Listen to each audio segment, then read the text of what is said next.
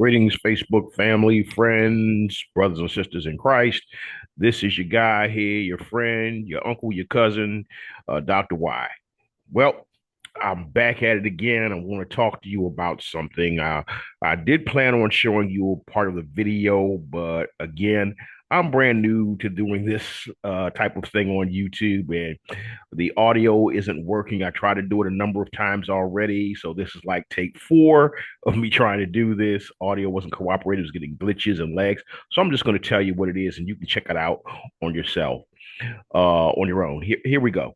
First of all, let me say this before I get into it. If you see something on this channel or you're brand new that you like, you see something you like here, like, subscribe, ring the bell so that you get notifications when we put out something new. Because this channel is not about clickbait like some other channels. I don't have the fancy banners and headlines and all this stuff. This is raw and unfiltered and unscripted. What I'm here to do is to share the truth of God's holy word. That's one. And two, if necessary, from time to time, expose heretics and their heresies. That's what I'm doing here on this channel. There will be another channel where we dive into this in a deeper, a different format. Probably bring some people on here that I interview, bring some panel discussions on here. That's what I plan to do. But that will be another channel at a later date. I'm still working on that, and I'm getting a consultant from some pros who have been doing that kind of thing for a while now. So bear with me as we're in our growing pains and in our reconstruction as we're planning to move. I'm a little sweaty right now. It's another 90-degree day here in the state of Maryland. I've been outside cleaning up my yard a bit, trying to get some things put away and get ready for a men's conference that I'll be attending this weekend with some great brothers and some great leaders. I got taxed at the last minute to be one of the speakers there, so I was preparing my message earlier today for that. But hey, I'm ready to go. I'm ready to take off here because I love God. I love God's people. Anyway, the person I want to talk about today, you all know him, you probably love him, and I really wanted to love him. That's Phillip Anthony Mitchell and the 2819 Church. I really wanted to like this guy. I did, because when I first saw him, he was the kind of preacher I was when I was a young preacher. He's that kind of guy. Fire and brimstone, not afraid of chastisement, rebuke, call it straight down the line like it is. Not a whole lot of hooping and hollering, the theatrics, the hyper charismatic theatrics, and he's not a money. He didn't come off at least as a money grabber about the process. He didn't preach prosperity, that kind of stuff. And I wanted to like this guy a whole lot, but to let you all know this, me, when I see somebody new show up, I wait and watch. And the reason I do that is I have become, in my time, in my nearly 40 years in the ministry, a fruit inspector. And that's what you need to become. You need to become a fruit inspector. Galatians 5:22 talks about the fruits of the Spirit. And that's what you need to do, is start looking for the fruit. I preached a message on that earlier in the year called Check the Produce Section.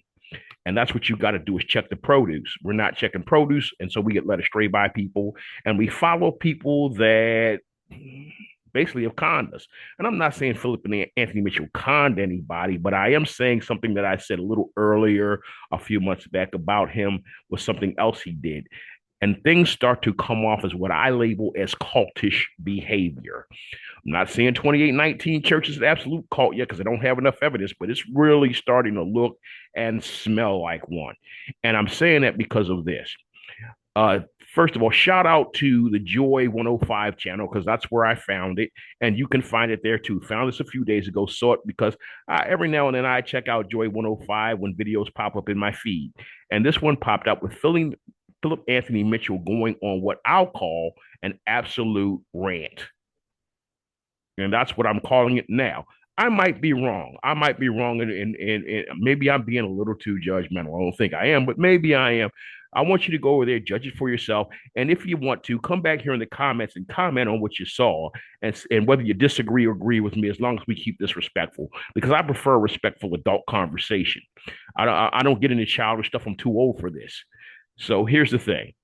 What he said was, he made a rant on those that criticize him. He said he said, every Tom, Dick, and Harry, and I'm quoting him, every Tom, Dick, and Harry wants to make a video mocking him.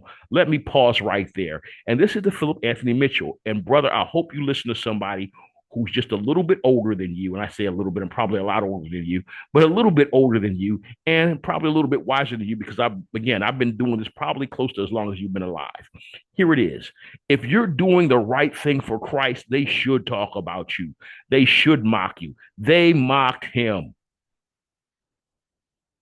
What makes you think they're not supposed to mock you too? As a matter of fact, he said they would do that for his namesake. But then in the next turn, you made it all about you. You said something to the effect of comparing the legacy that they built to the legacy that you're building. You're too busy about your father's business. So look at the legacy you built versus their legacy. That's prideful. That's very prideful. And we know this. Pride comes before destruction and a haughty spirit before a fall, brother. You can't come at people. I know you want to. Trust me, I know you want to, because there's times where I want to. And when I was young, there's times I did, and my mentors pulled me in and even sat me down. Because what happened was I got caught up in my feelings. I got mad. And I get it. We get emotional, but you can't let that come from the pulpit. And I say that because of what my mentors taught me. And that is, there's certain things you can't see across the pulpit, and there's a certain way you can't come across the pulpit, and you did that. Now, let me backtrack out of that for a second and do this, because I said some things looked weird about you, and you might not like it, and so your followers might like it. I really don't care. I'm just giving my opinion about what I've observed. Again, fruit inspector, because you dress in all black and said you do that because you have died to yourself. And this came up on several other channels I watch and from people I know, that you died to yourself, you're dead to yourself, so you wear all black. But the all black you wear are high end, very expensive designer labels. That does not sound dead to yourself. And I'll tell you why. Me, me, Dr. Y, apostle over multiple churches global, over a global conglomeration. And we can talk about that later if you disagree with me being an apostle. But I dress very plainly. That's me. Now, do I own some designer labels? Yes. So let me clarify this. I'm not saying a pastor can't own designer labels. That would be ludicrous to say that. If you've worked hard all your life and you're able to buy that stuff, hey, get it. But I typically do not wear that type of stuff in the pulpit. And here's why. I want to be relatable to the people, just like Jesus was. We will not find Jesus wearing fancy garments when he preached to the people. That's what the Pharisees and Sadducees were doing. Jesus dressed just like the people he preached to, just like the people he ministered to, just like the people he touched and healed. That's what he did. So I dress just like the people that I preach to and teach on Sundays and on Thursdays and on Wednesdays and on Tuesdays. I dress just like they dress. I dress in regular clothes. If you watch some of the videos here on this channel, you'll see I'm in jeans and t-shirts. I'm in plain clothing. Now, am I clean? Yes. Am I neat? Yes. But I'm not gonna stand up there in the suit and the tie that costs more than what some of the people drive to the church, because somebody tried to teach me to do that years ago, and then I had a problem with it. And foolishly, when I was young, I started doing it, and then I realized how wrong it was to do. That you have to look better than the people you preach to, so they have something to aspire to. Well, if Jesus did it, why do we? If Jesus never did it, why do we have to do it? That doesn't make sense. That doesn't add up. So I don't do it anymore. I learned it. I haven't done it in over 20 years. I dress very plainly. Oh, now back to Phillip Anthony Mitchell. He said, you don't understand why people come there and they quit their jobs and this, that, and the third, and why they drive across country to be part of his church and why they left another church to come to his church. Again, you made it about you and 2819. Let me make this plain for you. No matter how big a legacy that you, I, or anyone else builds, none of us will ever build a bigger legacy than Jesus Christ himself. And this is supposed to be about Christ, not about us. And yes, I'm saying that because I'm often preaching that I am merely a tool in his toolbox. And it's all about him. It's not about me. Anything I've done for his glory, not for my own. I told a very famous, now deceased, but very famous preacher many, many years ago who tried to recruit me to work for him for all the wrong reasons. I turned him down because I said, sir, respectfully, if Jesus can't be famous, nobody should. I'm doing this to make Jesus famous, not you, not me, not anybody else, because if it's not about Jesus, then why are we doing this? It's a waste of time. It's a waste of effort. And guess what? We'll still all end up in this place called HE double hockey sticks. It's just that simple. You can test me on that. You can disagree with me on that, but you're going to be hard pressed to find a passage of scripture that proves that sentiment wrong. Now, Phillip Anthony Mitchell, I so wanted to like you because in this video, again, all these people are cheering for you from a position of what I will call absolute ignorance and foolishness. And here's why. The minute that prideful message came out, they should have stopped cheering and probably should have left. I know I would have. I would have left. So I'm like, here he is. He's blowing his own horn. The legacy you built, people talking about you every time Dick and Harry talk. Look, I get it. I get it again. You're young. You're exuberant. You're zealous. I get it. But here's what I want to challenge you with, brother. We're supposed to crucify this flesh. And that came from a fleshy position. The other thing is this, is that you don't have to clap back at everything that's said as much as you want to. Trust me, I want to clap back at a lot of stuff and I don't. And here's why. It's not necessary. It doesn't prove anything. And it comes from a place of ego, ego. And ego, that's an acronym for easing God out. And that's what happened. I'm sorry, God was not in anything you said. I don't care how much they clap for you. Now, if you see this and you want to contact me, and your followers see this and want to contact me, have a conversation with me about it, I welcome it. Again, this channel is not monetized. It's wide open for discussion as long as it's a respectful, adult, scholarly discussion on the topic.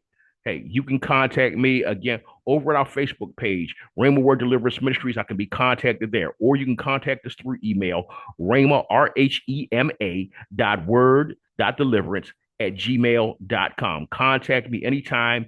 We will respond. I'll respond personally. We'll have the conversation. We'll set it up here and we can talk about it. But at the end of the day, what I want to say is this. Phillip Anthony Mitchell, I don't call you a heretic because I haven't found of your teachings heretical, but I call that outburst ungodly. I will call it that. I will call that not holy, and I will call it out of order because that's what it was. I don't know who your covering is, or if you have a covering. I recommend that you probably seek one if you don't have one. You might want to seek somebody, or seek some accountability partners that have been doing this longer than you. That's what I have. I have a bunch of accountability partners that have been doing this thing in ministry, and I trust them. They've been doing it way longer than I have. They counsel me. I go to them for advice. And guess what? Here's another thing, because people don't believe in this anymore, but I come from the era of church. I can be sat down. Yeah, I can be counseled, reprimanded, and sat down. That's just me. I don't know how it works over there at 2819, but I recommend that happens because that's an issue of accountability.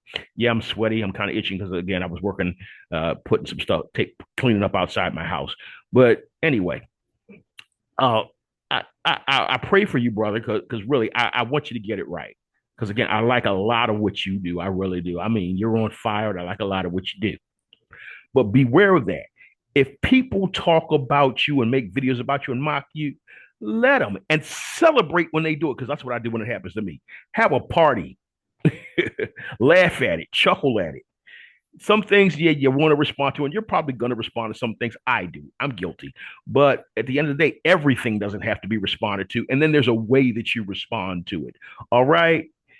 At the end of the day, brother, love you, praying for you, praying for 2819 Church. God bless you. Love you. See you next time.